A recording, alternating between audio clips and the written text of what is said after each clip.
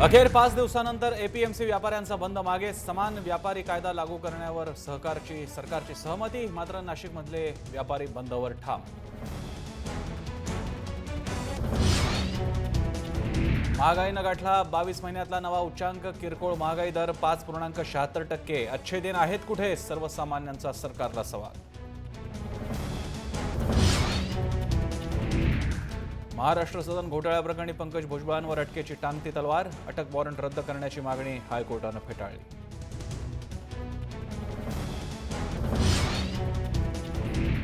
रस्ते घोटाळ्यामध्ये मातोश्रीचा सहभाग. काँग्रेस आमदार नितेश राणे यांचा खळबळजनक आरोप. शिवसेनेच्या प्रतिक्रियेची प्रतीक्षा. मुंबईतल्या रस्ते घोटाळ्याप्रकरणी पहिली अटक. रेलकॉन इन्फ्रास्ट्रक्चरच्या दीपेन शहाला 16 जुलैपर्यंत पोलीस कोठडी.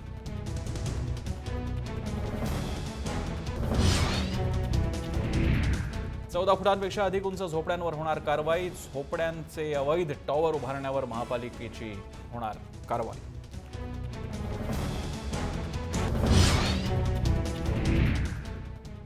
ठुल्ला शब्दावरून अरविंद केजरीवाल अडचणीत. ठुल्ला शब्दाचा अर्थ काय? दिल्ली हायकोर्टाचा केजरीवालांना सवाल.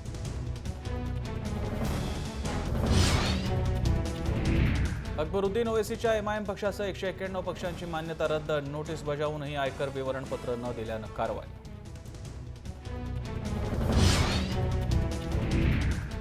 माऊलींच्या पालखी सोहळ्यात रंगलं अखेरचं नेत्रदीपक गोल रिंगण. लाखो वारकऱ्यांनी याची देहा याची डोळा अनुभवला रिंगण सोहळा. रजनीकांतच्या हृदयात राधिका. सुपरस्टार रजनीकांतच्या कबालीचं नवीन पोस्टर. मराठमोळी राधिका आपटे थेट रजनीकांत सोबत.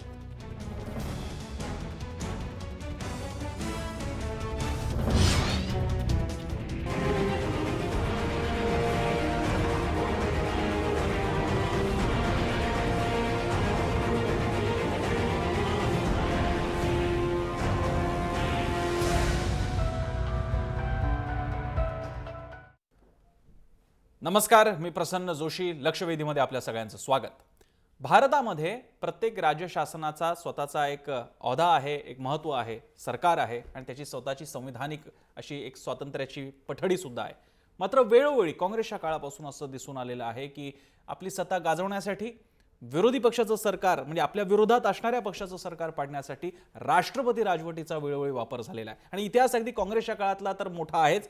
भाजप सुद्धा त्याच वाटेवरती चालतंय, ज्या वाटेवरती कधी काळी भाजपनंच टीका केली होती. याची 2 उदाहरणं गेल्या काही काळातली दिसून आली. एक म्हणजे उत्तराखंड आणि आता ताजं उदाहरण अरुणाचलचं होतं.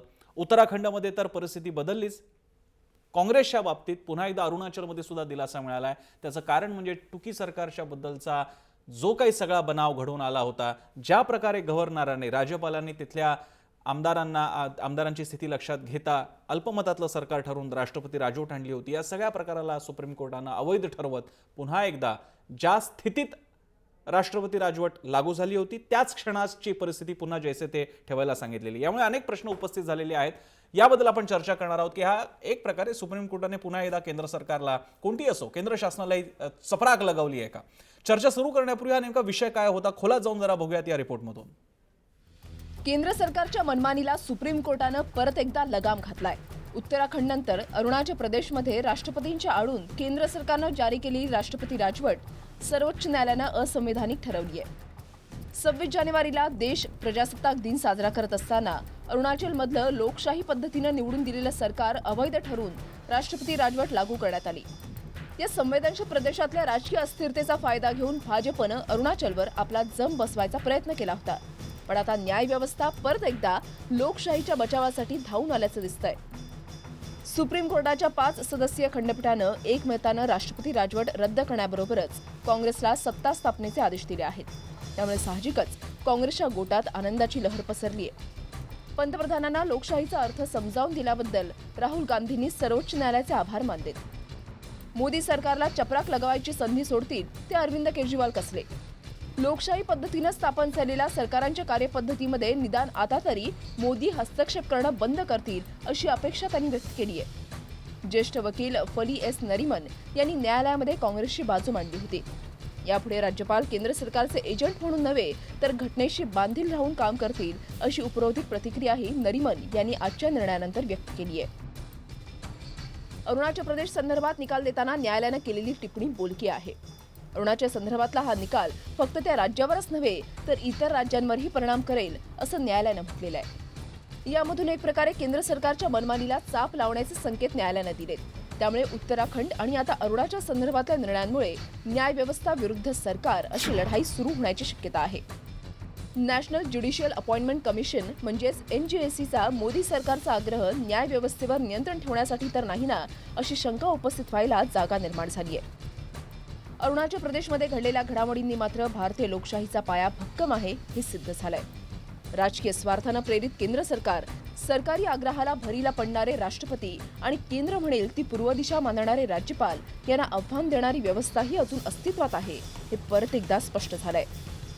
ब्युरो रिपोर्ट, जय महाराष्ट्र न्यूज. आणि त्यामुळे भाजप हा धडा गिरवेल का आणि खरं तर सगळेच पक्ष गिरवतील का हा प्रश्न आहे. आपण चर्चा सुरू करूयात. आपल्यासोबत मान्यवर आहेत. आपल्यासोबत असतील भाजपा नेत्या शायना NC, बाहेर त्यांच्या घरून आहेत त्यांचं स्वागत. उल्हास पवार काँग्रेसचे नेते पुण्याहून आपल्यासोबत असतील. रवी श्रीवास्तव इथे स्टुडिओमध्ये आपल्यासोबत आहेत, आम आदमी पार्टीचे प्रवक्ते. प्राध्यापक उल्हास बापट पुण्याहून आहेत, राज्यघटनेचे ज्येष्ठ अभ्यासक आहेत, त्यांचा शिकवण्याचा पण तो विषय आहे.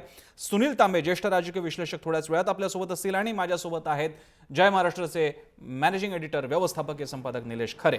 निलेश खरेंकडे जाऊन सुरू करण्यापूर्वी जर का तुम्हाला या चर्चेत सहभागी व्हायचं असेल तर आमच्या ट्विटर हँडलवरती जाऊन नक्की व्यक्त व्हा. आपला प्रश्न पहा.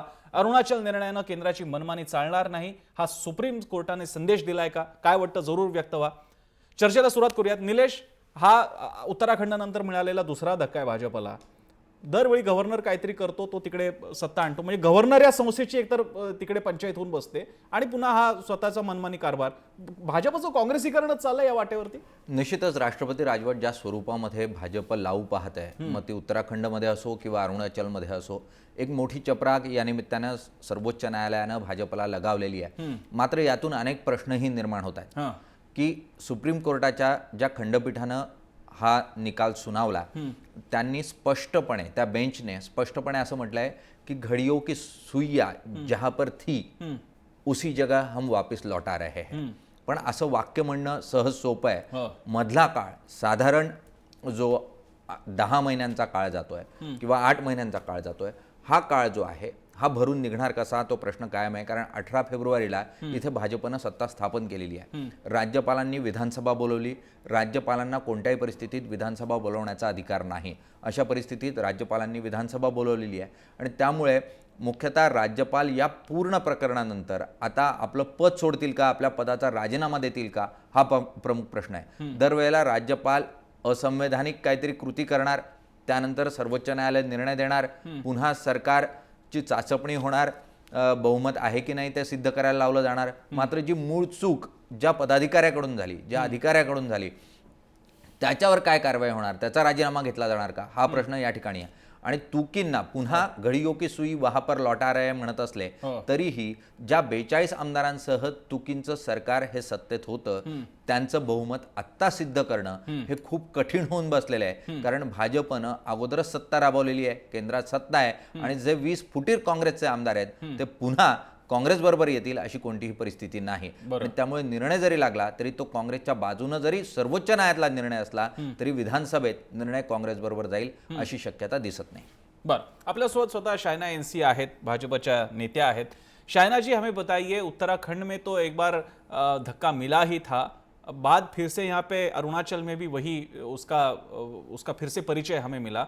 क्यों भाजपा वही गलतियां कर रही है जो कि कभी किसी वक्त में काल में कांग्रेस ने की थी? हमें इतनी जरूरत क्यों पड़ती है कि दूसरे पक्षों का शासन हमें सहन ही नहीं होता? देखिए, कांग्रेस के साथ कोई स्पर्धा में रहना मुझे नहीं लगता है कि ये मुमकिन सवाल है. लेकिन आर्टिकल 356 की जब हम बात करते हैं तो इसका उपयोग आपने देखा होगा कि कितनी बार हुआ है और कौन से ऐसे सिचुएशंस में. अभी अरुणाचल का जो मुद्दा आपने उठाया, वहाँ 42 MLAs हैं कांग्रेस के, जहाँ से कांग्रेस के ही बागी MLA 21 थे।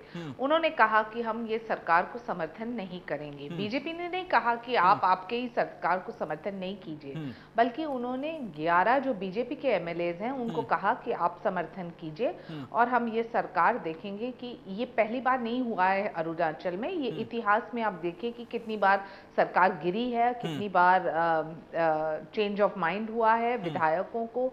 आपको शायद पूछना चाहिए। तो रही बात, राज्यपाल ने क्या कहा, राज्यपाल ने ये कहा कि जो speaker on the floor of the house स्थापित करने वाले हैं या कोई होटल में तय करने वाले हैं कि कितने सारे लोग उनके साथ हैं या नहीं है, संविधान में ये प्रावधान है और आर्टिकल 356 का उपयोग किया गया। अभी जो आदरणीय कोर्ट्स ने कहा, हम सम्मान के साथ स्वागत करते हैं, विचार के साथ हम जरूर आगे बढ़ सकते हैं जी। लेकिन ये कहना कि हमने कुछ गलत किया, मैं यही कांग्रेस सरकार को पूछना चाहती हूँ कि 1975 का इमरजेंसी क्या था और वो इमरजेंसी को जो आपने क्या आपने एक बहुत ही बड़े पैमाने पे प्रजातंत्र लोकतंत्र में लकूना सिस्टम में जो जी जी शायना जी, हे तर सगळं आहे 75ची आणीबाणी हा भाग आहे, पण आता तुम्ही त्याच्या पलीकडे जाणं अपेक्षित होतं, जे तुम्ही तिकडे गेलेला नाहीत असं आमचं इम्प्रेशन होतंय। पण दरम्यान शायना एनसीनचा एक महत्त्वाचा मुद्दा होता की जे आमदार काँग्रेसचे फुटले, 47 एकूण आमदारांपैकी 20-21 आमदार फुटले, ते तर आम्ही घडवून आणलं नव्हतं। हाही मुद्दा आपण जरा चेक करूया। आहेत आपल्यासोबत उल्हासदादा पवार आहेत। उल्हासदादा, जो मुद्दा मांडतायत तो लॉजिकल तर त्याला भिडावं लागेल आपल्याला। काँग्रेसचेच आमदार फुटले तुमच्या टुकी सरकारच्या विरोधामध्ये आणि म्हणून राष्ट्रपती राजवट आणावी लागली, कारण अल्पसंख्य सरकार तयार झालं होतं। याबद्दल काय म्हणणं आहे काँग्रेस? नाही, काँग्रेसचे आमदार फुटले हां, का त्यांना फोडण्यात आलं, त्यांना प्रवृत्त करण्यात आलं, हे दोन प्रश्न अत्यंत महत्त्वाचे आहेत। नंबर एक तर केंद्र सरकारने हे लक्षात घेतलं पाहिजे की जम्मू काश्मीर असेल, अरुणाचल प्रदेश असेल, ही जे चायनाच्या ह्या सगळ्या सीमेला लागलेली राज्य आहेत, छोटी राज्य आहेत, पर्वत राज्यामधली राज्य आहेत, अत्यंत गंभीर आणि संवेदनशील आहेत। आणि त्यामुळं या राज्याकडे सर्व दृष्टीने पाहताना या ठिकाणी जे लोकशाही सरकार लोकांनी निवडून दिलेलं आहे, आता उत्तराखंडमध्ये काय झालं होतं, हा त्यांनी प्रकार केला ना। आणि या दोन्ही ठिकाणी आता तर खंडपीठाने, पूर्ण घटनापीठानेच तो निर्णय देऊन टाकलेला आहे। आता शायना ह्या आपल्या ज्या बीजेपीच्या प्रवक्त्या आहेत, त्यांनी आणीबाणीचं उदाहरण दिलं। अहो, कुठं आणीबाणीचं उदाहरण, कुठं हे राज्यपालांनी बरखास्त केल्याचं उदाहरण, त्याचा काहीही संबंध नाही। उलट 77 साली लोकशाहीला सामोरं जाण्याकरता इंदिराजींनी निवडणुकीला सामोऱ्या गेल्या त्या, हा भाग वेगळा आहे, याची तुलनाच त्या प्रश्नाची होऊ शकत नाही। बरोबर आहे, नंबर 2, तुलना नाहीये ती। आणि तिसरा मुद्दा की कुठल्या, एक तर पहिला गंभीर मुद्दा असताना मी सांगतो की सीमेवरचं राज्य आहे, सारखं त्या प्रदेशामध्ये चीनची घुसखोरी आहे, त्या ठिकाणची स्थिरता लोकशाही सरकारची, त्याचं प्रशासन, या सगळ्या बाबी त्या केंद्राने गंभीरपणे लक्षात घेतल्या पाहिजे। पण त्यांना काय झालंय की कुठलंही काँग्रेसचं किंवा आपल्या पक्षाचं नसलेलं सरकार हे तात्काळ बरखास्त करायचं, संपवायचंय। आणि हे अरुणाचलमध्ये तर काय घडलं, तरी तारखा कशा निवडल्यात पहा, कारण राज्यसभा आणि लोकसभेत पुन्हा हे पास व्हावं लागतं परिपूर्णपणे, ते होऊ शकत नाही। हे पाहिल्यानंतर अशा प्रकारे 6 महिने घालवायचे आणि मग ते वैध करून टाकायचं, अशा प्रकारच्या एक तिरकस मार्गाने अशा प्रकारची राज्य ही बरखास्त करण्याचा हा प्रयत्न, आणि तेही राज्यपालांसारख्या, ठीक आहे राज्यपालांना त्यांनी केंद्रातून नेमलेले, पण राज्यपालांचे काही कर्तव्य आहेत की नाही, ते म्हणजे हातचं भावलं बनले या लोकशाहीमध्ये। आणि ही अत्यंत मोठी शोकांतिका आहे। सरकार कोणाचं आलं, आमचं गेलं का आलं, हा मुद्दा नाहीये। एकूणच लोकशाहीचा, आता ह्या आणीबाणीचं उदाहरण देतात, अहो यांना संघाच्या आदेशाप्रमाणे चाललेलं हे सरकार आहे, आणि संघाचं तत्वच आहे एक चालकानुवर्तित्व, आदेश आणि ठीक आहे दादा, आपण तुम्ही मुद्दा मांडला तेवढे आपण अरुणाचल वरती सगळे राहूया, अरुणाचल आणि राष्ट्रपती राजवटीवरती राहूयात, नाहीतर मग एकमेकांच्या पक्षांचे उखाळे पाखाळे निघतील इकडे। ठीक आहे, मी तुमच्या शेजारी उल्हास बापट आहेत, असं म्हणाले, ठीक आहे, हा लोकशाहीचा हो तोच मुद्दा घेतोय आपण। मी उल्हास बापटांकडे जातोय, आपल्यासोबत आता सुनील तांबे पण आले, त्यांचंही स्वागत। मी पहिल्यांदा उल्हास बापट यांच्याकडे जातोय, राज्यघटनेचे ज्येष्ठ अभ्यासक आहेत। बापट सर, या म्हणजे टेक्निकल मुद्दा आणि दुसरा राजकीय आहे। मुळात काँग्रेसच्या आमदारांनी बंडखोरी केली, त्यामुळे आकडा तिकडे कमी झाला, पर्यायाने सरकार तिकडे अल्पमतात आलं होतं, म्हणून राष्ट्रपती राजवट केली. जोडीला ज्यांनी बंडखोरी केली त्यांच्यावरती तिकडच्या सभापतींनी कारवाई केली होती, म्हणून काँग्रेस अंतर्गत क्रायसिस तयार झाला. परिणामी राज्यपालांनाही कारवाई करावी लागली. असा भाजपचा डिफेन्स आहे. तुम्हाला यामध्ये कायदेशीर तरतुदी आणि कोणाची बाजू कशी वाटते? नाही, आता कॉन्स्टिट्यूशनच्या दृष्टीने इथे खूपच मुद्दे आहेत. हो. पहिली गोष्ट अशी की माझ्या ज्ञानाप्रमाणे आजपर्यंत कधी सुप्रीम कोर्टाने स्टेटस को अँटी म्हणजे पूर्वीचं सरकार पुनर्स्थापित केलेलं नाहीये. बरं. तर ही पहिलीच घटना भारतात घडतीये, हेही महत्वाचं आहे. बरं. दुसरी गोष्ट अशी की जे काँग्रेसचे आमदार फुटून बाहेर गेले हो. ते अँटी डिफेक्शन लॉ खाली डिस्क्वालिफाय होणार आहेत आणि त्यामुळे काँग्रेसचं बहुमत तिथलं जाईल असं मला वाटत नाहीये. तुम्ही जी शंका उपस्थित केली आहे ते मला वाटत नाही तिथलं काँग्रेसचं जाईल असं. आता राष्ट्रपती राजवट, मी थोडंसं टेक्निकल बोलतो, राजकारणात जात नाही, की राष्ट्रपती राजवट हा शब्दप्रयोग राज्यघटनेने केलेला नाहीये. फेल्युअर ऑफ कॉन्स्टिट्यूशनल मशिनरी असा प्रयोग आहे. हे आपण मीडियाने त्याचं राष्ट्रपती राजवट केलेलं आहे. आणि आपली संघराज्य व्यवस्था आहे, त्यामुळे जेव्हा स्वातंत्र्य मिळालं त्यावेळी फुटीर प्रवृत्ती खूप होती भारतामध्ये, म्हणून केंद्र सरकार जास्त पॉवरफुल केलं आणि राज्य ही त्या मानाने कमी पॉवरफुल केली. अनेक रीतीने कंट्रोल ठेवता येतो, म्हणजे न्यायालयीन ठेवता येतो, एक्झिक्युटिव्ह ठेवता येतो, लेजिस्लेटिव्ह ठेवता येतो. 356 कलम हे त्यातलाच एक भाग आहे की राज्यावर कंट्रोल ठेवता येतो. त्यामुळे वास्तविक गुप्ते नावाचे जे घटना समितीमध्ये होते त्यांनी असं म्हटलं होतं की हे जे कलम आहे this will remain a dead letter in the constitution. आंबेडकरांनी तेच पुन्हा कोट केलं की this will remain a dead letter in the constitution. परंतु आंबेडकरांची 125व्या जयंतीच्या वेळी इथे 125 पर्यंत तो नाकडा आपण नेऊन ठेवला अशी माझी कल्पना आहे. तेव्हा हे डेड लेटर राहिलेलं नाही. सगळ्यात मिसयूज कुठलं जर का कलम असेल तर ते 356 आहे. सरकारी या कमिशन जे आहे त्यांनी क्लिअरली म्हटलेलं आहे की आतापर्यंत जी राष्ट्रपती राजवट लागू करण्यात आली ती 1/3 फक्त खऱ्या होत्या. 2/3 या राजकीय हेतूनी प्रेरित होऊन निर्माण केलेले आहेत. आणि आता मी सगळ्यात महत्वाच्या गोष्टीकडे येतो, बोमई केसकडे, की जिथे 9 जजेसनी अत्यंत क्लिअर सांगितलंय की मेजॉरिटी आहे का नाही, this must be tested on the floor of the legislature. हे राज्यपालांनी किंवा राष्ट्रपतींनी राष्ट्रपती भवनमध्ये बसून ठरवायचं नाही, हे क्लिअर आहे. आता होतं काय, आता उल्हास पवार म्हणाले तसं की राज्यपाल जे आहे त्यांची नेमणूक ही राष्ट्रपती करतात आणि ते ही remains in power during the pleasure of the president. Pleasure of the president means the pleasure of the prime minister. तेव्हा पंतप्रधानांच्या हातातली सगळे हे जे राज्यपाल असतात ती बाहुली असतात. जसा मागावा तसा रिपोर्ट द्यावा लागतो, नाही तर राहताच येणार नाही त्या ठिकाणी. आता काँग्रेस, इंदिरा गांधींनी याचा खूप दुरुपयोग केला वाटेल तितका. कुठल्याच पक्षामध्ये मी कुठल्याच पक्षात रस नाहीये मला, इंदिरा गांधी खूप केला, पण भाजप तितकाच करताय. म्हणजे भाजपचं काँग्रेसीकरण होत आहे असं का कोणी म्हटलं तर त्यात काही चूक आहे असं मला वाटत नाही. बरं. सुनील तांबे, आपली आप आदमी पार्टीकडे जाऊन मग सुनील तांबे सरांकडे येईन. आपल्यासोबत रवी श्रीवास्तव आहेत. आम आदमी पार्टीने केजरीवालांनी सुद्धा याला प्रतिक्रिया दिलेली आहे. तुम्ही कसं बघता याकडे? नहीं, बिल्कुल ठीक है. जैसे अभी अभी भाजपा प्रवक्ता ने एक शब्द का इस्तेमाल किया कि हमने 356 का उपयोग किया, और वास्तव में बापट जी ने बिल्कुल सही किया. 356 का उपयोग नहीं होता है, 356 का दुरुपयोग होता है. और दुरुपयोग होकर के ये दोनों ही पार्टियां, चाहे भाजपा हो चाहे कांग्रेस हो, जब भी ये रूलिंग डिस्पेंसेशन में रही हैं, इन्होंने इसका बेजा इस्तेमाल हर जगह किया है. आप 2 केस अभी देख चुके हैं. उत्तराखंड से मोदी सरकार को कितनी कड़ी फटकार पड़ी, जो अभी वापस कांग्रेस की सरकार वहां बनी. और अरुणाचल प्रदेश में भी बिल्कुल यही हुआ है. अरुणाचल प्रदेश में 5 जजेस की जो कॉन्स्टिट्यूशनल बेंच थी उसने एक मत से आज ये निर्णय दिया है. उसमें कोई डिफरेंस नहीं था. और जैसा नीलेश ने बोला है, उन्होंने बोला है कि हम घड़ी की सुई को पीछे करेंगे. उन्होंने 15 दिसंबर की स्थिति को यथावत बना दिया है. और एक करेक्शन सिर्फ करना चाहूंगा कि जो अभी की भी जो स्थिति है, अगर ये 20 डिस्क्वालीफाई भी होते हैं तो भी कांग्रेस अपना बहुमत साबित करने में सफल होगी, क्योंकि उसके अभी भी विधायक वहां पर ज्यादा हैं. तो ये चीज है. मगर इस पूरे मामले के अंदर सफरर कौन है? सफरर उस राज्य की जनता है, सफरर उस राज्य का एडमिनिस्ट्रेशन है, और सफरर वहां की जो विकास है उसका सत्यानाश हुआ है. और हम ये कहना चाहते हैं कि इस कोर्ट के निर्णय से कम भाजपा को, सरकार को एक सबक लेना चाहिए कि दिल्ली में जो वो दादागिरी और जिस तरीके से वो आपकी इलेक्टेड सरकार को जिस तरह से रोज उनके एमएलए को जेल में डालना, उनके खिलाफ एफआईआर करना, उनको तरह तरह से प्रताड़ित करना, कम से कम ये बंद कर देना चाहिए। और एक इलेक्टेड सरकार को काम करने का मौका दीजिए।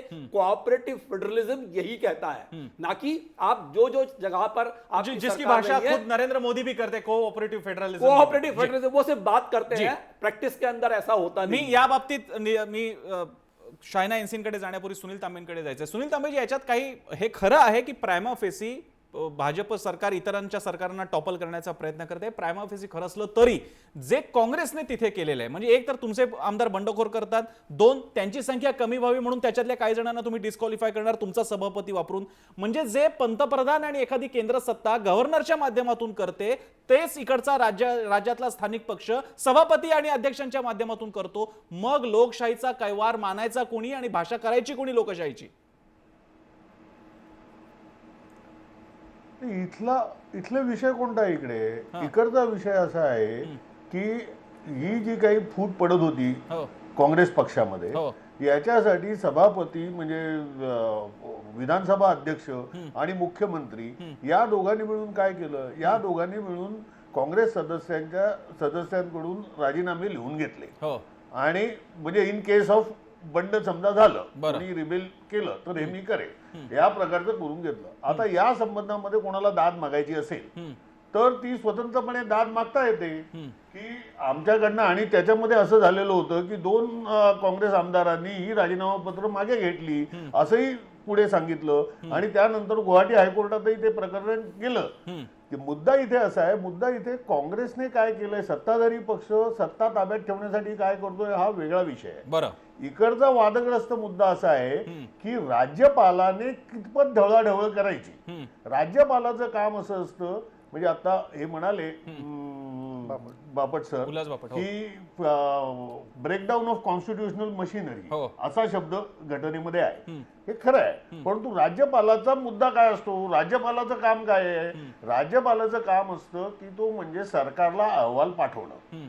राज्यपालाने हा अहवाल पाठवत असताना मंत्रिमंडळाला विश्वासात घेण्याची किंवा मंत्रिमंडळाशी कन्सल्ट करण्याचं, म्हणजे मुख्यमंत्र्याचा सल्ला मानण्याची गरज नाही। परंतु राज्यपालाने विधानसभा अधिवेशन बोलवायचं का, हा त्याच्यातला वादग्रस्त मुद्दा आहे। बरं, की राज्यपाल हा कॉन्स्टिट्युशनल हेड आहे, बरोबर आहे, परंतु कॉन्स्टिट्युशनल हेड विधानसभेचं अधिवेशन बोलवू शकतो का, हा त्याच्यातला सगळ्यात क्रुशियल मुद्दा आहे। लोकशाहीला कुठे म्हणजे तुम्ही धरताय, हा जो मुद्दा आहे काँग्रेस किंवा सभापतींनी काय केलं, हा व्यवहाराचा, राजकीय व्यवहाराचा मुद्दा आहे।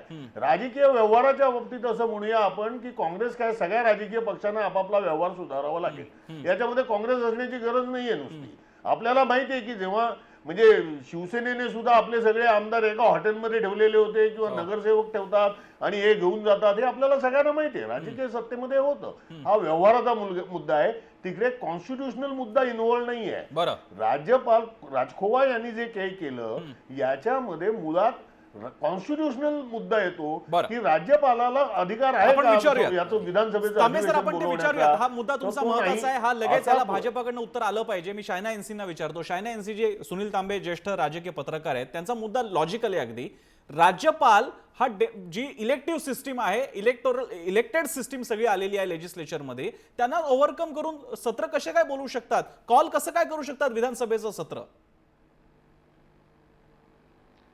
पहले सीक्वेंस ऑफ इवेंट्स क्या था? दिसंबर 15, 2015 में स्पीकर डिस्क्वालीफाई करते हैं 14 लेजिस्लेटर्स को, 14 विधायक को।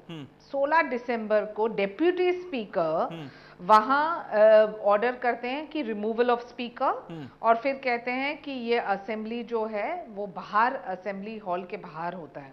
दिसंबर 16 को गए साल जब ये मेकशिफ्ट वेन्यू तय किया गया था, वहां स्पीकर ने प्रिवेंट किया ये सेशन और बोला है कि ये असेंबली में नहीं चलेगा। डेप्यूटी स्पीकर फिर बोलते हैं कि वो प्रिसाइड करेंगे ये 20 बागी जो कांग्रेस के उम्मीदवार हैं, जिसका 42 में से, और वहां वो देखेंगे कि इंडिपेंडेंस और बीजेपी का समर्थन ले। ये अंदरूनी मामला है कांग्रेस का। फिर आगे आप देखिए तो ये रेबल्स जो है वहां 13 और तय होते हैं कि एक इम्पीचमेंट मोशन करने की आवश्यकता है। ये special session also is talking about a no confidence motion against Mr. Tukey. So this is the Congress conspiring against its own Congress leader. मेरा पॉइंट ये है कि ये जो पूरा घिचपिच आप देख रहे हैं वो कांग्रेस और कांग्रेस के अंदरूनी पार्टी का मुद्दा है, जहां बीजेपी और दो निर्दलीय एमएलएस को यही कह रहे हैं कि आप समर्थन दीजिए। अभी जो दिसंबर 17 की आप बात कीजिए 2015 में, तब स्पीकर कहते हैं कि we will go to the high और फिर we will move a motion. अभी बार बार ये कहना कि बीजेपी का ये बीजेपी ने क्या किया है, बीजेपी का रोल क्या है? जो एक स्थिर सरकार है जहां वो चाहते हैं कि बीजेपी का समर्थन मिले, या एक अस्थिर सरकार है जहां वो चाहते हैं कि बीजेपी का समर्थन हो, वहां आप हमें गुनहगार ठहरा सकते हैं जो हम कोई दल को तोड़ रहे हैं। यहाँ कांग्रेस ही टूटा हुआ है, जहां स्पीकर डेप्यूटी स्पीकर के बीच में जो हुआ है वो सबके सामने स्पष्ट है। और जो राज्यपाल ने अपना एक प्रोरोगेटिव लिया जहां उन्होंने कहा कि स्थिरता नहीं है, 356 लागू करने की आवश्यकता है, उनके प्रति आप एक प्रश्न चिन्ह उठा रहे हैं, तो मुझे लगता है कि ये अफसोसजनक बात है। क्योंकि आपको याद दिलाना चाहती हूँ कि बूटा सिंह के वक्त क्या हुआ बिहार में, नरसिम्हा राव के समय क्या हुआ कर्नाटका में, और ये इतिहास आपको दिखाता है कि अरुणाचल में आपने लगातार ये स्थिरता अस्थिरता, बल्कि हम बोल रहे हैं कि आप एक मैंडेट दीजिए जो बिल्कुल स्पष्ट है, ताकि जनता को ये बार बार झेलना न पड़े। और हर एक विधायक से यही उम्मीद है कि आप लोगों के बारे में सोचिए, प्रगति के बारे में सोचिए, और ये मंत्र मोदी जी का रहा है शुरुआत से। आदरणीय कॉट्स ने जो कहा हम स्वीकार करते हैं, इसमें बहस करने की आवश्यकता है, लेकिन ऐसा नहीं है कि ये पहली बार हुआ है। जी, उल्हासदादा, यावरती आपलं काही मत? काँग्रेस स्वतःच तुटत असताना राज्यपालांसमोर कोणताही पर्याय उरला नव्हता. नाही, मला याच्यावरती जरा पुन्हा आपण फॅक्ट कडे बघूया. बोला बोला तांबे सर, तुम्ही बोला. सांगताय सायना एनसी याच्यामध्ये याच्यामध्ये घटनाक्रम काय आहे? पहिली गोष्ट अशी आहे की 10 डिसेंबरला भाजपच्या अरुणाचल शाखेने ठराव केला. तो ठराव असा आहे की नाबम राबिया हे जे याचे अध्यक्ष आहेत, विधानसभेचे अध्यक्ष आहेत, यांना या पदावरनं हटवावं, हा ठराव भाजपच्या राज्य शाखेने अरुणाचल प्रदेशच्या शाखेने केला 10 डिसेंबरला. त्यानंतर 15 डिसेंबरला विधानसभा अधिवेशन, या 15 डिसेंबरला हा पहिला भाजपचा अरुणाचल प्रदेश शाखेचा ठराव आहे 10 डिसेंबरचा. त्यानंतर 15 डिसेंबरला राज्यपाल राजखोवा पत्र देतात की जे विधानसभा अधिवेशन 14 ते 16 जानेवारी 2016 या कालावधीत आयोजित करण्यात आलेलं आहे, बोलवण्यात आलेलं आहे, ते आपण आधी घ्या. म्हणजे किती तारखेला घ्या तर 14 आणि 16 डिसेंबर मध्ये घ्या. हे पत्र राज्यपाल देतात. म्हणजे अगोदर घटनाक्रम काय आहे? भाजप आधी भाजपची राज्य शाखा एक ठराव करते, त्यानंतर राज्यपाल पत्र लिहून कळवतात की हे अधिवेशन लवकर घ्या, 1 महिना अगोदर घ्या.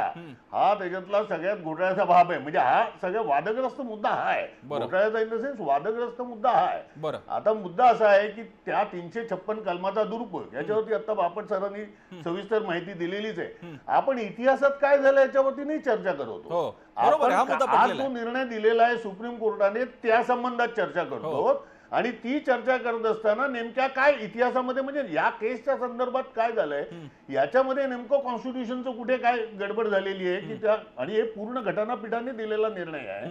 त्यामुळे हा जो मुद्दा आहे की याच्यामध्ये स्पष्ट दिसतंय की भाजपने हा सगळा केले. आणि त्याच्या अगोदरचाही निर्णय आपल्याला माहिती आहे काय झाला याच्यामध्ये उत्तराखंडाच्या मध्ये. अजून जरा मागे जायचं झालं तर तुमच्या लक्षात येईल की दिल्ली विधानसभा अंडर सस्पेन्शनच होती. त्याच्यामध्येही 356च्या कलमाच्या अंडर ती राष्ट्रपती राजवटच दिल्लीमध्ये होती. कारण पहिल्या ज्या निवडणुका झाल्या त्याच्यामुळे कोणालाही स्पष्ट बहुमत मिळालेलं नव्हतं. आप किंवा काँग्रेस, आप किंवा भाजप कोणीही सरकार स्थापन करायला येत नव्हते. अंडर म्हणजे ती सस्पेंडेड ॲनिमेशन मध्येच ती विधानसभा होती. त्यावेळेलाही आपचे आमदार फोडण्याचा प्रयत्न झालेला होता. त्यावेळेचे वर्तमानपत्र किंवा त्यावेळेचे क्लिपिंग काढून हो, हे बघा. खरंय. हा प्रयत्न अंगाशी आल्यानंतर मग निर्णय घेण्याचा, मग या निवडणुका घ्यायच्या बरं. असा निर्णय घेण्यात आला. त्यामुळे हे आपल्याला इथे स्पष्ट दिसतंय की भाजपचा जो एक अजेंडा आहे की काँग्रेसला आपल्याला नष्ट करायची आहे. त्यामुळे भाजप 9 राज्यांमध्ये भाजपचे मुख्यमंत्री आहेत आणि 5 ते 6 राज्यांमध्ये 6 राज्यांमध्ये म्हणजे 6व्या राज्यामध्ये आता पुन्हा हे झालं म्हणून अरुणाचल आलं म्हणून, अन्यथा 5 राज्यांमध्ये कालपर्यंत काँग्रेसचे मुख्यमंत्री होते. बरं. तर या छोट्या 5 राज्यांमधले मुख्यमंत्री सुद्धा काँग्रेसचे हटवावे, याचे ही भाजपची चाल नाही म्हणता यायची, ही त्यांची महत्वाकांक्षाही नाही आहे. तर हे त्यांचं राजकारण आहे आणि हे राजकारण हे करायला काहीच, निवडणुकांमध्ये भाजप काँग्रेसला पूर्णपणे उद्ध्वस्त करणं किंवा नाही हे पराभव करणं हे समजण्याजोग आहे. परंतु त्याच्यासाठी आपण इकडच्या घटनात्मक चौकटीचीच जर का मोडतोड करत असू मी तो प्रश्न विचारतो शायना एनसीना तुमचा हा, गव्हर्नरला भाजपचं एक लोकल युनिट पत्र लिहितं आणि गव्हर्नर त्याला लगेच ऐकतात, म्हणजे केवढी कार्यक्षमता आहे त्यांची. पण तो प्रश्न घेऊन शायना एनसीनकडे जाण्यापूर्वी मला निलेशला विचारायचं आहे.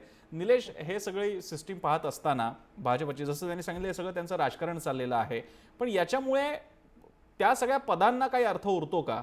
गव्हर्नर आहे, तिकडची राज्य शासन व्यवस्था आहे आणि मुख्य म्हणजे भाजपला अशा सगळ्या कृती करण्यासाठी काँग्रेस स्वतःहून कारणं देते का? म्हणजे काँग्रेसवरती सुद्धा याचा ओनस आहे का? नाही, पण मुख्यतः शायना एनसी जे म्हणाल्यात की त्यांचे 20 आमदार जे आहेत ते फुटीच्या मार्गावर होते, त्यांनी बंडखोरी ही केलेली होती, पण त्याही परिस्थितीत तिथं सरकार काही पडण्याच्या परिस्थितीत नव्हतं. भाजपजवळ फक्त 11 आमदार होते आणि 42 आमदार हे काँग्रेसचे आहेत.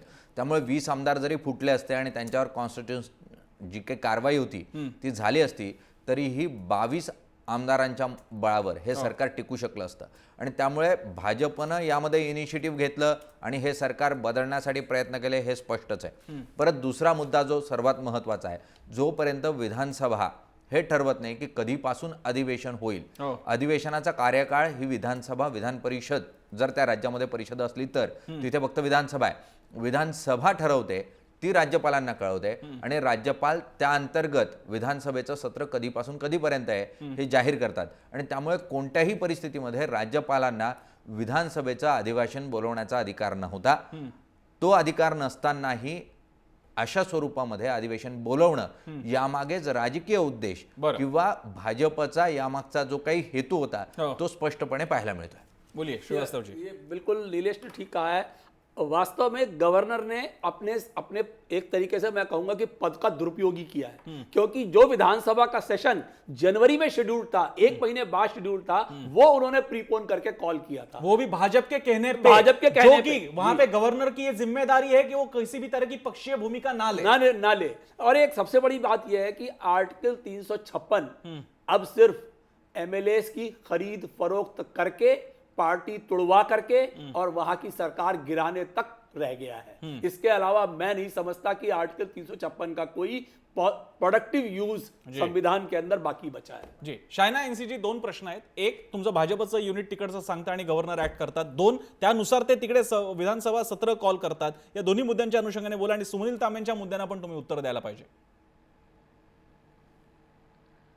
सबसे पहले तो मैं 2-3 चीज कहना चाहती हूँ कि एक स्पेशल सेशन कम्युनिटी सेंटर या एक होटल में कभी भी होता है क्या?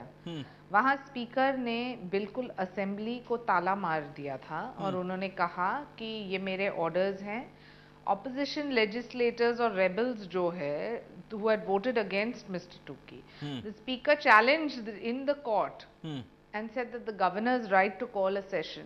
मैं पूछना चाहती हूँ कि जो आपको लगे कि ये जायज़ है डेमोक्रेसी में, तो क्या ये एक बड़ा प्रश्न चिन्ह नहीं है कि बहुमत आप कहाँ साबित करना चाहते हैं, कम्युनिटी हॉल होटल में या फिर असेंबली में?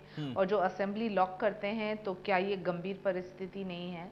मैं मानती हूँ कि शुरुआत में जब ये विधायक गए थे, उन्होंने राज्यपाल को कहा कि देखिए अस्थिर है सिचुएशन और हम कांग्रेस सरकार को समर्थित नहीं करना चाहते हैं.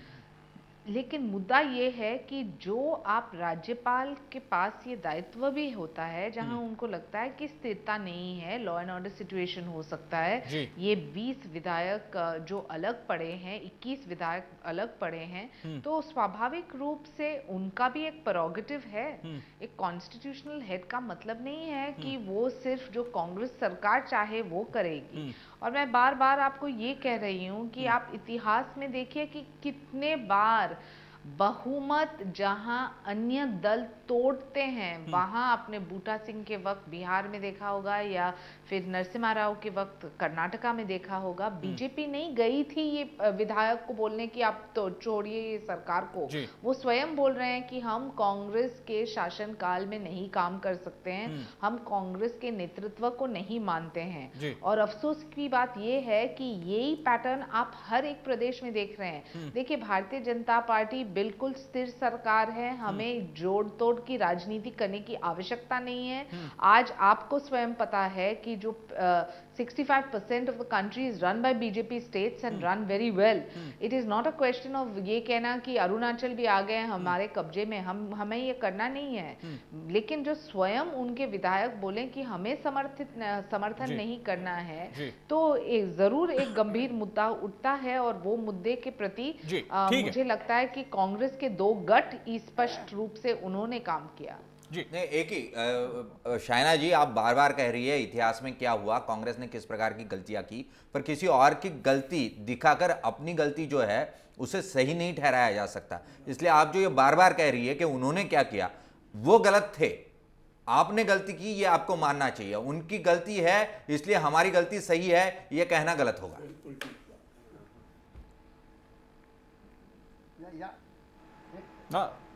बोला बोला पवार सर बोला, उल्हास दादा बोला।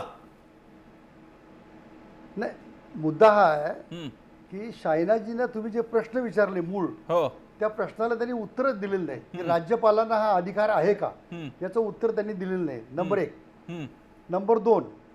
नंबर दोन अत्यंत महत्त्वाचा आहे, जो घटनाक्रम आता अनिलजींनी सांगितला, सुनीलजींनी, की तो फार महत्त्वाचा आहे की 10 तारखेला ठराव करायचा, राज्यपालांनी 16 तारखेला अधिवेशन बोलवायचं। त्यांना ही कल्पना नाहीये, त्या स्पीकर बद्दल बोलतायत, स्पीकर आणि डेप्युटी स्पीकरांचं भांडण, स्पीकरांचे अधिकार काय। हीच घटना 2002 साली 2003 साली महाराष्ट्रामध्ये घडलेली होती। सुप्रीम कोर्टापर्यंत केस गेली, त्यावेळी आपले अरुण गुजराती हे स्पीकर होते, त्यांनी अशाच प्रकारे निर्णय दिलेला होता आणि आपले जे आमदार सुप्रीम कोर्टात गेले त्यांच्या विरुद्ध निर्णय लागून शासनाच्या बाजूने लागला होता। आत्ताचा हा निर्णय शासनाच्या विरुद्ध का लागला याचा त्याने अभ्यास केला पाहिजे। हा आणखी दुसरा मुद्दा की बरोबर आहे, निलेशनी सांगितले ते अतिशय बरोबर आहे की विधानसभा आणि विधान परिषद असेल तर ती संपत असताना, अधिवेशन संपत असताना किंवा अगदी निवडून आल्यानंतर प्रथमच त्यांनी तारीख द्यायची असते आणि मग ती तारीख ठरवली जाते अधिवेशनाची। राज्यपालांना हा परस्पर अधिकार नाहीये। कितीतरी गोष्टी ह्या अशा आधारित ठेवल्यात त्यांनी, आणि आता त्या म्हणाले की आम्ही सुप्रीम कोर्टाचा निर्णय मांडतो, पण त्यांना ही कल्पना नाही की त्यांचेच रविशंकर प्रसाद यांनी आज जाहीर केले की लोकशाही स्ट्रेंथन करण्याचा हा सुप्रीम कोर्टाचा निर्णय आहे की दुबळी करण्याचा, असं रविशंकर प्रसाद म्हणालेत, आज म्हणालेत। हे कदाचित शायनाजींना माहित नसावं असं मला वाटतं। मी तो विषय त्यानंतर थोडा शेवटच्या टप्प्यात मी तोही चर्चाला घेणार आहे की पुन्हा आपल्याला जो क्लासिक डिबेटला आपल्याला जरा जावं लागणार आहे, सुप्रीम कोर्ट आणि राज्य शासन शासन व्यवस्था। मला बापट सरांकडे जाण्यापूर्वी तांबे यांना बहुधा काहीतरी कमेंट करायचे। तांबे सर काय म्हणताय?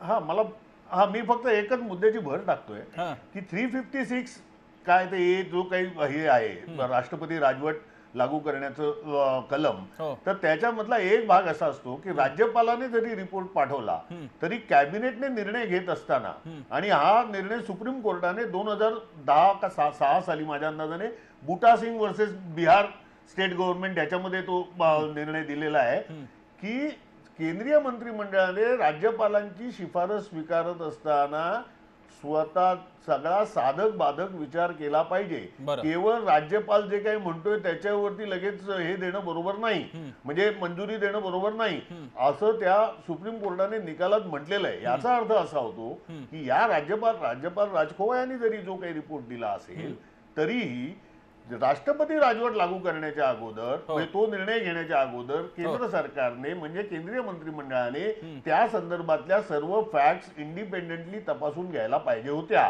त्या घेतल्या गेलेल्या नाहीये। म्हणून मी असं म्हणतो की समजा आपण ते सगळी क्रम लावला, 10 तारखेला भाजपचा प्रदेश भाजप निर्णय घेतो, ठराव करतं, 15 तारखेत 16ला ते अधिवेशन बोलवावं असं लगेच 14-15 तारखेलाच राज्यपाल पत्र देतात.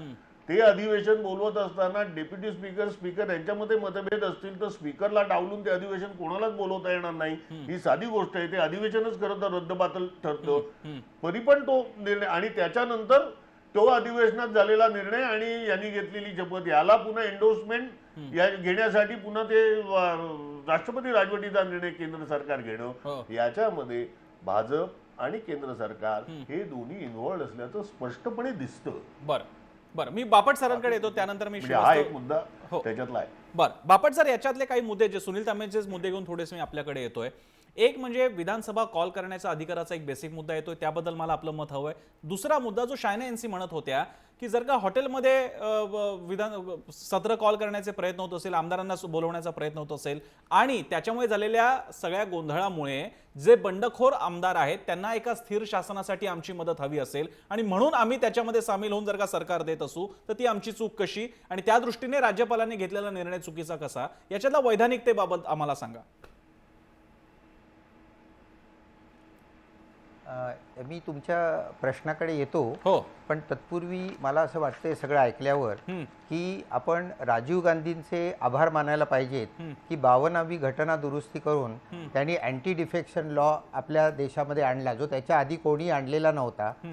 आणि त्याच्यामध्ये जे अपवाद होते त्यातला एक अपवाद होता की 1/3 लोक जर का बाहेर पडले तर त्याला स्प्लिट मानायची आणि ते डिस्क्वालिफाय होणार नाहीत. पण 2003 साली त्याच्यात घटना दुरुस्ती झाली आणि तो जो पॅराग्राफ आहे 3 नंबरचा तो काढून टाकला. त्यामुळे आता 1/3 बाहेर पडले तर ते डिस्क्वालिफाय होतील. म्हणून आता हे काँग्रेसची लोक हे डिस्क्वालिफाय होणार आहेत. हे जर का कलम असतं पूर्वीचं स्प्लिटचं तर हे डिस्क्वालिफाय झाले नसते. तेव्हा आपल्या देशातली लोकशाही टिकवण्याकरता भाजपला किती वाईट वाटलं तरी राजीव गांधींचा फार मोठा त्याच्यामध्ये सहभाग आहे की त्यांनी अँटी डिफेक्शन लॉ आणला, जो आधी कोणी आणला नव्हता. मोरारजीभाईंनी आणला नव्हता आणि इंदिरा गांधींनी पण आणला नव्हता. हा एक भाग. दुसरी गोष्ट अशी की गव्हर्नर जे तुमचा जो प्रश्न आहे की गव्हर्नर सेशन बोलवतो, तो governor acts on the advice of the chief minister of that state. हे कॉन्स्टिट्यूशन मध्ये क्लिअरली लिहिलेलं आहे. गव्हर्नरचा अधिकार नाही आहे हा इथे. आणि आणखी एक मला शंका येते, इथे खूप राजकीय लोक बसलेत पण मुद्दामून सांगतो की पूर्वी राष्ट्रपती राजवट लागू करा असा सल्ला पंतप्रधानांनी दिलेला. जेव्हा नारायणन होते त्यांनी गुजरालचा सल्ला एकदा नाकारला होता कल्याण सिंगच्या बाबतीत आणि वाजपेयींनी दिलेला सल्ला राबडी देवीच्या बाबतीत नाकारला होता.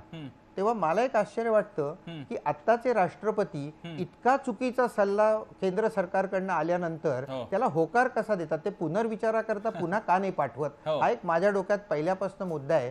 राष्ट्रपतींबद्दल मला अपार आदर आहे, परंतु हा त्यांचे बापट सर, त्याचं उत्तर कदाचित मी निलेश खंड काढून घेऊ शकतो. त्याला कंगोरा आणि त्यामध्ये राष्ट्रपती दोषी ठरत नसून त्याच्यामागे अतिशय उत्कृष्ट असं मुखर्जींचं राजकीय गणित असू शकतं. शायना एनसीकडे जाण्यापूर्वी निलेश, गोमांस हत्येचा जो गेले 10 वर्ष बासनात पडलेला मुद्दा होता तो अचानकच मुखर्जींनी समोर आणला आणि तो पारित करून टाकला. जबाबदारी स्वतःची काही नाही, अडकले मात्र भाजप, कारण मुसलमान दलितांमध्ये याचा अंधेश तयार झाला. 2 राज्यांमध्ये राष्ट्रपती राजवटीची मागणी झाली, प्रणव मुखर्जींनी ती मान्य केली. बापट सरांसारख्या व्यक्तीला वाटणं स्वाभाविक आहे की राष्ट्रपतीने हे मान्य कसं केलं, पण एक प्रकारे प्रणव मुखर्जी नावाच्या काँग्रेसमनने भाजप कसं पुन्हा असं स्वतःच्या सत्तेचा दुरुपयोग करते हे दाखवून देण्याची मूळ आहे. नाही, मुख्यतः राज्यपाल असो किंवा राष्ट्रपती पद असो हे कोणत्याही राजकीय पक्षाला बांधील असं पद नाही आणि त्यामुळे त्यांनी काँग्रेसचे नेते म्हणून घेतलेला हा निर्णय अशा स्वरूपात इनडायरेक्टली पण त्याच्यावर शिक्कामोर्तब करता येणार नाही, कारण ते कॉन्स्टिट्युशनल पद आहे. राज्यपालांनी जो निर्णय घेतला त्यामागच्या त्या ज्या घटनाक्रम आहेत त्यामुळे तो जो मुख्यतः आरोपित ते होत आहेत या ठिकाणी.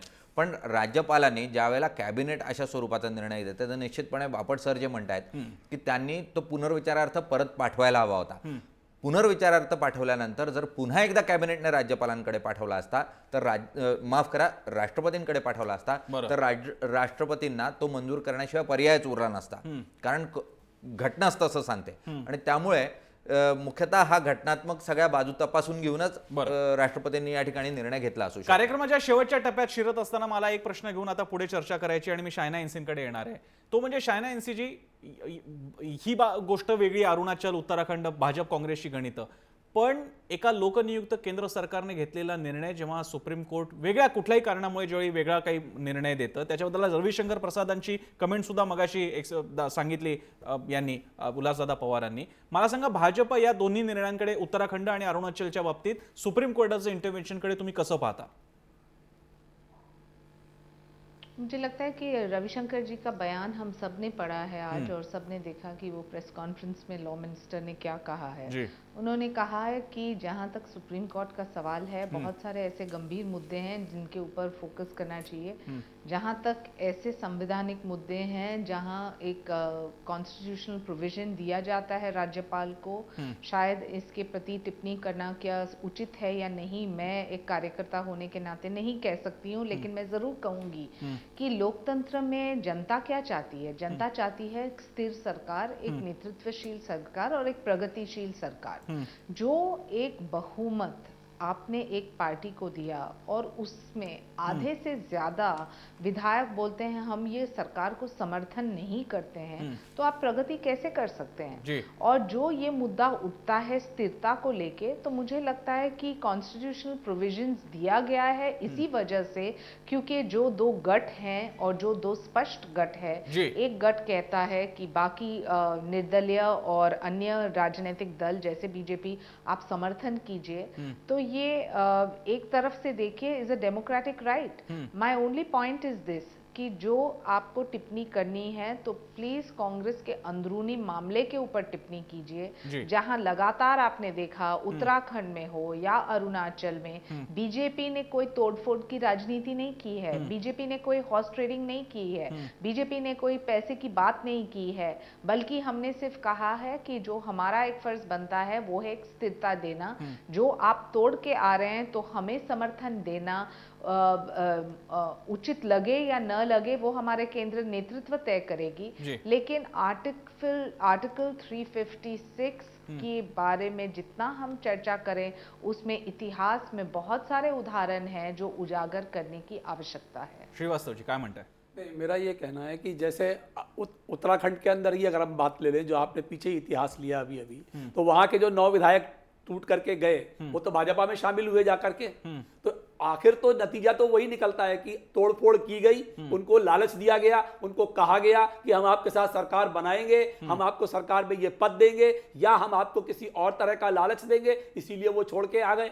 हालांकि बाद में माननीय सुप्रीम कोर्ट के निर्णय से जो हुआ वो तो आप सबने देख लिया, मगर कोशिश तो यही की गई थी, कोशिश यही अरुणाचल में भी की गई थी. मेरा एक यही कहना था कि जो पीछे बापट साहब ने एक बात कही वो बहुत ठीक कही कि हम माननीय महामहिम राष्ट्रपति के विवेक पर किसी तरह का कोई संदेह नहीं कर रहे हैं, मगर ये 2 मामलों में जिस तरह से उन्होंने कैबिनेट के डिसीजन के ऊपर एक स्टैंप ऑफिसर की तरह अपनी मोहर लगाई है, मैं समझता हूं कि उनको ज्यादा अपने विवेक का इस्तेमाल करना चाहिए. तांबे सर, आपली कमेंट. न्याय व्यवस्था विरुद्ध शासन व्यवस्था अशा अर्थाने न्याय व्यवस्था विरुद्ध शासन व्यवस्था असा तर नाहीये खरा तो मुद्दा. म्हणजे आपण तसं हे करू नये. आत्ताचा मुद्दा असा आहे की राज्यपालांचे कॉन्स्टिट्यूशनल हे काय आहेत, राईट्स काय आहेत आणि ते त्यांनी नीट पार पाडले की नाही एवढाच आत्ता मर्यादित मुद्दा आहे. आणि सो फार आहेत म्हणजे बापट सर जरी म्हणत असले की म्हणजे राष्ट्रपतींनी हे डिस्क्रिशन वापरता आलं असतं राष्ट्रपतींना, पण मला त्याच्यामध्ये म्हणजे प्रणव मुखर्जींचा समजा एक दीर्घ अनुभव, म्हणजे ते तर मंत्रिमंडळ किंवा या सगळ्याच्यामध्ये ते अतिशय ज्येष्ठ मंत्री होते आणि त्याने पंतप्रधानच बनायला पाहिजे होतं अशीच अनेकांची इच्छा होती. तरी पण तो लक्षात घेता मला असं वाटतं त्यांचा निर्णय जो आहे तो राज्यपालाने जो निर्णय घ्यायचा आहे तो राष्ट्रपतींनी घ्यायचा निर्णय या संबंधात हा याच्या मंत्रिमंडळाच्या शिफारसीनुसारच घ्यावा असा संकेतही आहे घटनेमध्ये. आणि त्या संकेताचं त्यांनी पालन केलं याच्यामध्ये मला काही गैर वाटत, म्हणजे त्याच्यावरती माझी शंकाही नाही किंवा त्या संबंधात माझं काही टीका नाही. कारण हा जो मुद्दा आहे आपण जरी असं म्हटलं की त्यांनी हा वापरायला पाहिजे होता तरी लक्षात घ्या आता बापट सर म्हणाले तसा की एक हा ऐतिहासिक निर्णय, असा निर्णय आतापर्यंत झालेला नव्हता जुनं सरकार पुन्हा इन्स्टॉल करण्याचा एक. आणि दुसरं हा विषय सुप्रीम कोर्टाने पूर्ण घटनापीठाकडे दिला, म्हणजे फुल हे ज्याला आपण असं म्हणतो कॉन्स्टिट्यूशनल बेंचकडे. तेव्हा तो योग्य प्रकारेच हाताळला गेलेला आहे आणि याच्यासाठी आपल्याला ज्युडिशरीचे आभारच मानायला हवेत. आपण म्हणजे पुन्हा बापट सरांचा पूर्ण आदर आहे तरी पण मला असं वाटतं की हा जो काही घटनाक्रम जर का आपण बघितला तर राष्ट्रपतींचा जो निर्णय होता त्याच्यामुळे ते अन्यथा तो सुप्रीम कोर्टाने घटनापीठाकडे हे प्रकरण सोपवण्याची गरजच नव्हती. नाही, तांबे ते सर, सोपवलं मुख्यतः याचा जो अर्थच त्याच्यामध्ये बऱ्याच गुंतागुंती होत्या. नाही बापट सर, मुख्य तांबे सर, जो प्रमुख मुद्दा आहे, ज्या स्वरूपाचं वक्तव्य रविशंकर प्रसाद यांच्याकडून येत आहे, न्याय व्यवस्थेच्या निर्णय प्रक्रियेवरच प्रश्नचिन्ह ते उपस्थित करत आहे आणि लोकशाहीला घातक अशा स्वरूपाचा हा निर्णय आहे, अशा स्वरूपाचं बिंबवण्याचा प्रयत्न करतायत. मुख्यतः प्रशासनातल्या किंवा सरकारमधल्या न्यायमंत्री पदासारख्या पदावर बसलेल्या एखाद्या व्यक्तीनं न्यायव्यवस्थेवर अशा स्वरूपात प्रश्नचिन्ह उपस्थित करणं हे कितपत योग्य आहे, हा मूळ प्रश्न आहे. कारण न्यायव्यवस्था ही घटनात्मक बाजू योग्य पद्धतीनं पडताळून पाहणं आणि त्यावर निर्णय देण्यासाठीच म्हणून बसलेली आहे. ज्या वेळेला संसदीय प्रक्रियेमध्ये अशा स्वरूपाच्या अडचणी निर्माण होतात त्यावेळेला न्यायव्यवस्थेकडेच जाण्याचे अधिकार हे घटनेने दिलेले आहेत. आणि अशा परिस्थितीमध्ये जर सरकारचा एक ज्येष्ठ मंत्री न्यायव्यवस्थेवर प्रश्नचिन्ह उपस्थित करत असेल तर त्याला काय म्हणायचं? आपण बापटांना ते विचारूयात. बापटजी, हा संघर्ष वेळोवेळी सुरू झालेला आहे. एक मिनिट मी तांबे सर बोला, पूर्ण करा थोडक्यात प्लीज. माझा मुद्दा एवढाच आहे त्याच्यामध्ये की दोन गोष्टी त्याच्यामध्ये आहेत जे रविशंकर प्रसाद बोललेत त्याच्यात. एक, ही गोष्ट खरी आहे की काँग्रेसमध्ये फूट पडलेली होती, ही गोष्ट खरी आहे. हे जे कोणते बंडखोरांचे जे नेते होते, काय नाव त्यांचं, पूल, हे जे पूल जे होते त्यांनी ऍक्च्युअली गेल्या वर्षी त्यांना काढून टाकण्यात आलेलं होतं. त्यांना पक्षविरोधी कारवाया केल्या म्हणून पक्षातनंही काढून टाकण्यात आलेलं होतं. ही माझ्या मते गेल्या वर्षीच्या गेल्या 14 सालच्या घटना आहेत या. हे त्यांना काढण्यात आलेलं होतं. त्याच्यानंतर म्हणजे खरं तर तो जे पूल आहे त्यांच्या नेतृत्वाखाली हे बंड झालं, त्यामुळे काँग्रेसमध्ये डामाडोल होतं, ही गोष्ट खरीच आहे. आता रविशंकर प्रसाद यांचं म्हणणं असं असावं जे सायना एनसी म्हणत होत्या त्याच्यामध्ये आहे की काँग्रेस समजा जे बहुमताने आलेलं सरकार आहे, ज्या पक्षाला बहुमत आहे त्या पक्षामध्ये गडबड होत असेल तर आणि त्याचं पुन्हा सरकार इन्स्टॉल होत असेल, पण त्याच्यातला एक साधा मार्ग होता की तिकडे असंतोष आहे, या पक्षाचं काँग्रेस पक्षाने बहुमत गमावलेलं आहे असं सांगून राज्यपाल तिकडे पुन्हा निवडणुकीची मागणी करू शकले असते, असा रिपोर्ट देऊ शकले असते.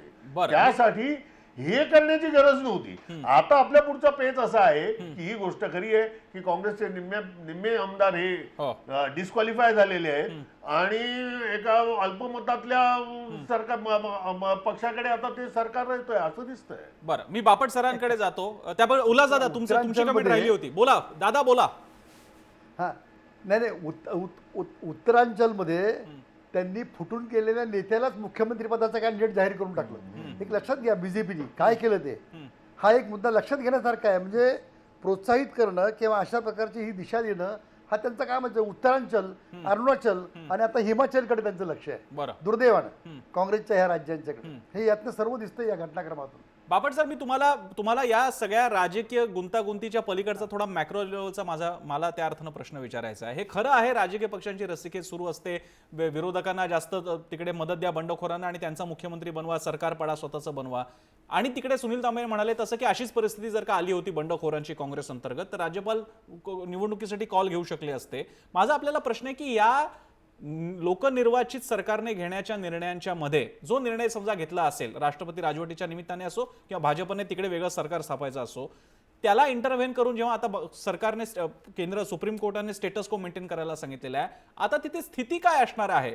कारण काही अनेक जवळपास डझनभर आमदारांवरती कारवाई निलंबनाची झालेली आहे, आणखी काही आमदार काँग्रेसच्या विरोधातले आहेत. अशा वेळी तर सरकारचं स्टेटस काय असणार आहे? सुप्रीम कोर्टाच्या निर्णयाबद्दल पूर्ण आदर आखत सुद्धा अशा वेळची ही इंटरव्हेन्शन ही किती म्हणजे सीमारेषेवरती काहीतरी आपल्याला बोलावं लागेल. केंद्र सरकार, मी इकडे पक्ष म्हणून नाही म्हणते, केंद्र सरकार या एंटिटीला आपण मानायचं की नाही? आता वेळाचं खूप बंधन आहे माझ्यावर. फक्त तुमच्या प्रश्नाला उत्तर देण्याच्या आधी राष्ट्रपतींच्या निर्णयाबद्दल इथे थोडासा कॉन्स्टिट्यूशनल गैरसमज दिसतोय माझ्या बोलण्यातून कदाचित झालेला. 74वं जे कलम आहे ओरिजिनली घटनेतलं ते असं आहे की there shall be a council of ministers with the prime minister at the head to aid and advise the president of India.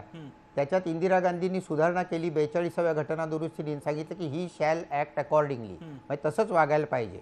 मग जनता सरकार आलं, त्यांनी 44व्या घटना दुरुस्तीमध्ये आणखी एक वाक्य घातलं की एकदा तो निर्णय परत देता येईल मंत्रिमंडळाकडे, आणि मग तोच जर का निर्णय त्यांनी दिला तर that shall be binding on the president of India.